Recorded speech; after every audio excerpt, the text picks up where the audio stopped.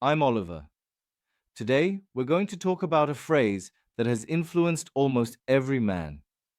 So, how do we break out of this cage without feeling like we're betraying everything we were taught about being a man? It's not about suddenly becoming a different person, it's about strategically integrating the parts of yourself you were told to hide. Step 1: the private check in. You don't have to announce your feelings to the world. Start with yourself. Take 2 minutes at the end of the day to simply ask, what did I actually feel today besides fine? Put a name to it. Was it disappointment? Was it anxiety about that work project? Was it a feeling of being unappreciated? You don't have to do anything about it. Just the act of privately naming your own emotional state is a revolutionary act. It's the beginning of self awareness. And here's why this matters so much. Most of us spend years running on autopilot, moving from one task to another, without ever stopping to check in with what's really happening inside. We bury stress under busyness, we cover sadness with sarcasm, and we mask fear with anger. When you pause and actually put words to what you're experiencing, you interrupt that cycle. You begin to translate raw, confusing feelings into something your mind can understand and process.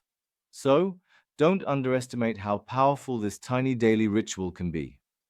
2 minutes of honest reflection can slowly dismantle years of emotional autopilot. It's like switching on a light in a dark room. You suddenly see what's been there all along.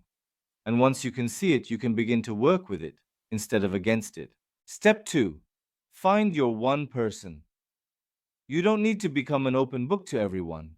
You just need to find one safe harbor. One person.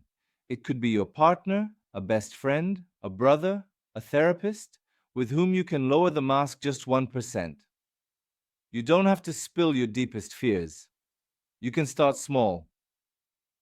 Instead of saying, I'm fine, try saying, honestly, I'm feeling pretty stressed about work.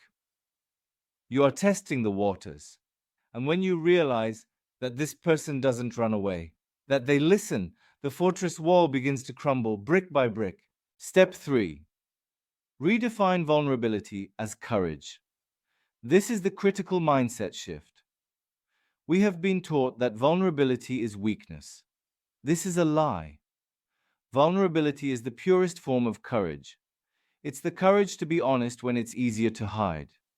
It's the strength to say, I need help, or I was wrong, or I'm not sure. Think about the leaders, the warriors, the men you truly admire. Their greatest moments often come not when they are invincible, but when they are facing their own limitations with honesty. That is true strength. And a quick note for partners listening. If your man takes the courageous step to be vulnerable with you, your response is everything. Do not try to immediately fix his problem. Do not say, I told you so. Just listen. And then say the 6 most powerful words you can. Thank you for trusting me with that. This validates his courage and creates the safety for him to do it again. The be a man myth promised us respect and strength,